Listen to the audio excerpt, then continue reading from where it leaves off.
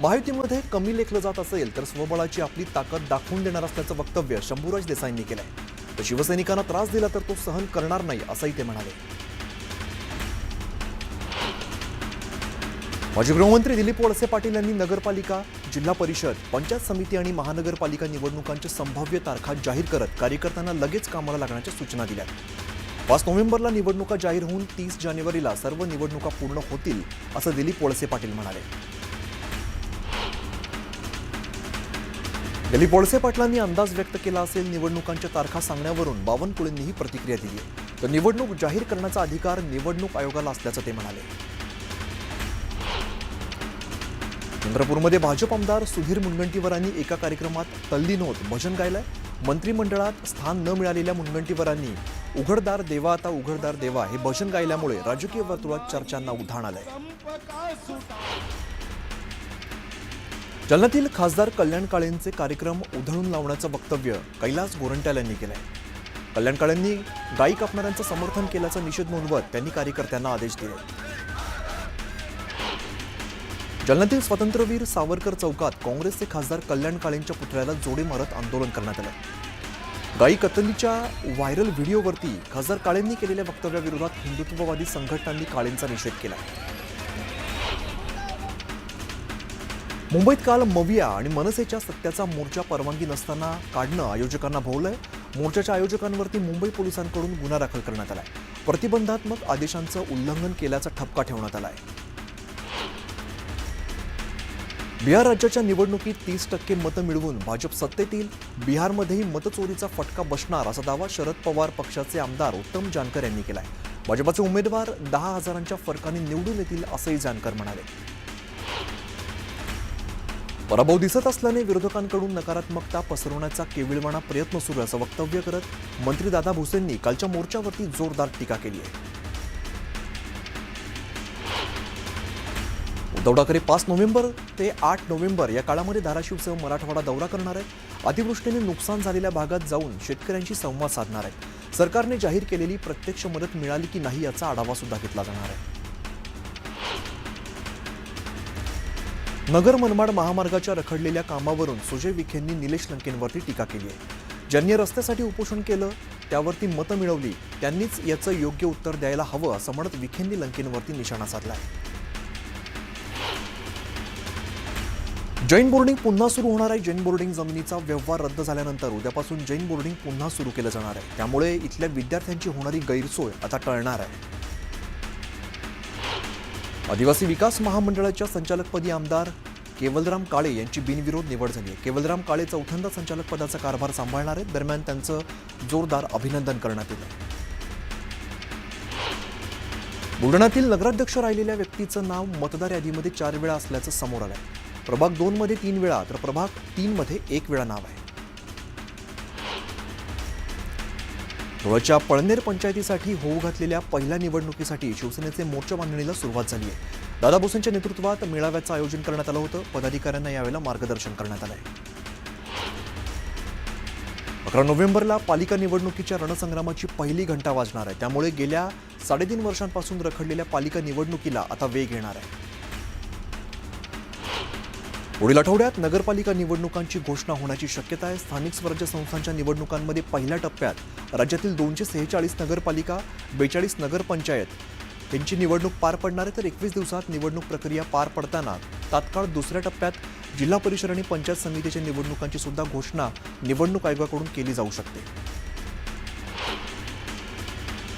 जालन्याच्या पारज भागामध्ये अवकाळी पावसानं हजेरी लावली आहे. अवकाळी पावसामुळे मका पिकाचं नुकसान झालंय. त्यामुळे शेतकरी आर्थिक चिंतेत सापडलाय. तातडीने पंचनामे करत नुकसान भरपाई देण्याची मागणी केली जाते. पुण्यातील कोंढवा हत्या प्रकरणात अंधेकर टोळीचा संबंध असल्याचं पोलीस आयुक्तांनी म्हटलंय. या प्रकरणात 9 आरोपी निष्पन्न झाल्याची माहिती त्यांनी दिलेली आहे. तर 3 आरोपी अटकेत आहेत. यात 2 अल्पवयीन बालकांचाही समावेश असल्याचं त्यांनी सांगितलंय. नाशिकमध्ये आदिवासी विभागाच्या वतीने राज्यस्तरीय क्रीडा स्पर्धांचं आयोजन करण्यात आलं. यावेळेला मोठ्या संख्येने राज्यभरातून स्पर्धकांनी यात सहभाग घेतलाय. दरम्यान लीना बनसोड अचानक भेट घेत स्पर्धकांसोबत रांगेत उभं राहून त्यांनी जेवण घेतलं.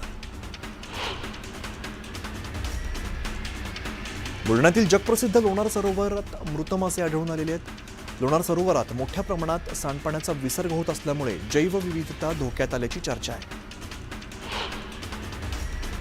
शेतकऱ्यांच्या कर्जमाफीसाठी अमरावतीमधील तळेगाव दशासर या ठिकाणी काँग्रेसने रास्तारोको आंदोलन केलंय. काँग्रेस कार्यकर्त्यांनी नागपूर संभाजीनगर महामार्ग अडवत कर्जमाफी जाहीर करण्याची मागणी केली आहे. त्यामुळे महामार्ग वाहनांच्या लांबच लांब रांगा लागल्या होत्या.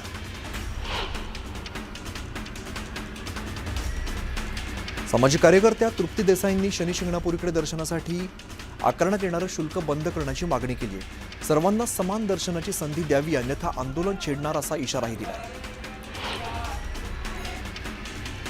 खानापूरमधील सासगावात एकादशी निमित्ताने भाविकांनी विठुरायाच्या दर्शनासाठी मोठी गर्दी केली. रायगड जिल्ह्याच्या विविध ठिकाणाहून दिंड्या सासगावामध्ये येत असतात. रुक्मिणी मातेची विधिवत पूजा सुद्धा करण्यात आली. देहूनगरी विठ्ठलमय झाली आहे. पंढरपूरच्या एकादशीप्रमाणेच देहूमध्ये सुद्धा वैष्णवांची अप्रतिम मांदियाळी अनुभवायला मिळाली. सर्वत्र ज्ञानोबा तुकारामांचा जयघोष, टाळ मृदुंगांचा निनाद आणि हरिनामाचा गजर दुमदुमतोय. जळगावात कार्तिकी एकादशी निमित्ताने विठ्ठल मंदिरात भाविकांनी दर्शनासाठी गर्दी केली.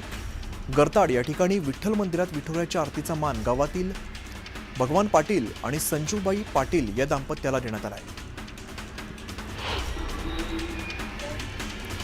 साईबाबांच्या शिर्डीत कार्तिकी एकादशीचा उत्साह पाहायला मिळाला. साई समाधीवरती विठ्ठलाची प्रतिमा ठेवण्यात आली.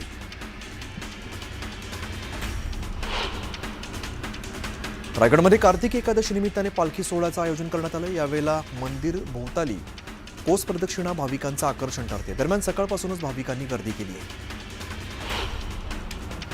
मराठा आंदोलक मनोज जरांगे यांनी शनिवारी संध्याकाळी फलटणमध्ये आत्महत्या केलेल्या महिला डॉक्टरच्या कुटुंबियांची बीडमधील वडवणी या ठिकाणी घरी जाऊन सांत्वनपर भेट घेतली. यावेळी जरांगेंनी मुख्यमंत्री फडणवीसांचे OSD, उपमुख्यमंत्री एकनाथ शिंदे आणि गृहराज्यमंत्री योगेश कदम यांच्याशी फोनवरून संवाद साधला आणि तात्काळ SIT गठीत करण्याची मागणी केली आहे. लासलगाव बाजार समितीमध्ये सुमारे 800 कोटींहून अधिकची उलाढाल झाली आहे. बाजार समितीला 21 कोटींपेक्षा जास्त उत्पन्न प्राप्त झालं. सचिव नरेंद्र वाढवणे यांनी बाजार समितीच्या वार्षिक सभेत ही माहिती दिली आहे. अहिल्यानगरच्या कोल्हार गोटी मार्गावरती शेतकऱ्यांनी अजित पवारांच्या वक्तव्याविरोधात रास्तारोको आंदोलन केलंय. त्यामुळे 1.5 तास वाहतूक विस्कळीत झाली होती. सारखं फुकट, सारखं माफ कशाला हवं असं वक्तव्य अजित पवारांनी केलं होतं.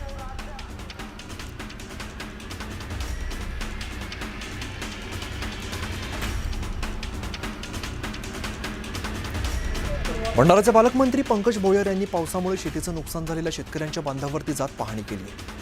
तातडीने पंचनामे पूर्ण करण्याचे आदेश पालकमंत्री भोयर यांनी प्रशासनाला दिले.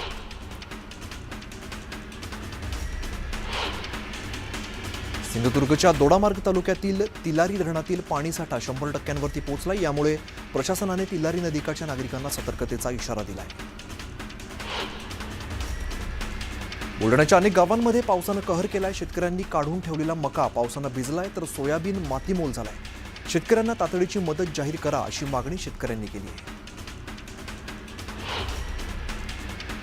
जळगावच्या बोदवड जामनेर तालुक्यात जोरदार पाऊस कोसळला. शेतात पाणी शिरल्यामुळे मका ज्वारीला मोठा फटका बसलाय. अनेकांच्या घरामध्ये सुद्धा पाणी शिरलंय. पुणे महानगरपालिकेच्या विरोधात नागरिक आक्रमक झालेत. कामं होत नसल्यामुळे थेट मुळामुठा नदी पात्रात उतरत नागरिकांनी आंदोलन केलंय. महापालिकेच्या विरोधात स्थानिक नागरिकांनी घोषणाबाजी केली आहे. अहिल्यानगर जिल्ह्यातील प्रवरानगरमध्ये बिबट्याचा मुक्त संचार पाहायला मिळाला. गणेश शेट्टी यांच्या वस्तीवरती बिबट्याने कुत्र्यावरती हल्ला करत त्याची शिकार केल्याची घटना CCTVत कैद झाली आहे. आळंदीत माऊलींच्या संजीवन समाधी सोहळ्याची जोरदार तयारी करण्यात येते. यंदा हा सोहळा 12 ते 20 नोव्हेंबर दरम्यान पार पडतोय. आळंदी नगर परिषद आणि आळंदी देवस्थानच्या वतीने बैठक घेत यात्रेदरम्यान भाविकांना आवश्यक सोयी सुविधा पुरवण्यासंदर्भात चर्चा झाली. कार्तिकी एकादशीच्या पावन पर्वानिमित्ताने गोंदिया शहर आणि ग्रामीण परिसरात तुळशी विवाह सोहळ्यासाठी उत्साहपूर्ण वातावरण पाहायला मिळत आहे. तुळशी विवाहासाठी बाजारपेठेमध्ये ऊस खरेदीसाठी नागरिकांची लगबग बघायला मिळते. नंदुरबार जिल्ह्यातील हळदाणी ग्रामपंचायतचं विभाजन करत ढोरपाडात ही ग्रामपंचायत कार्यालयाची मागणी नागरिकांनी केली आहे. मागणी पूर्ण न केल्यास आगामी निवडणुकीवरती बहिष्कार घालण्याचा इशारा देण्यात आला आहे. कोकणात सीगल पक्ष्यांचं आगमन झालंय. आकाशात पांढऱ्या रंगाचे थवे उमटत आहेत. थंडीची चाहूल लागताच पक्ष्यांचं आगमन झालंय. नंदुरबार जिल्ह्यात आदिवासी कोकणी समाजाचा पारंपरिक डोंगऱ्या देव या उत्साहाचं आयोजन करण्यात आलेलं आहे। यावेळेला मोठ्या संख्येने नागरिकांनी यामध्ये सहभाग घेतला। सकाळपासूनच गावोगावातून ढोल ताशांचा निनाद, पारंपरिक पोशाखातील महिला पुरुष आणि देवदर्शनासाठी आलेल्या भक्तांच्या गर्दीने वातावरण मंगलमय झालं।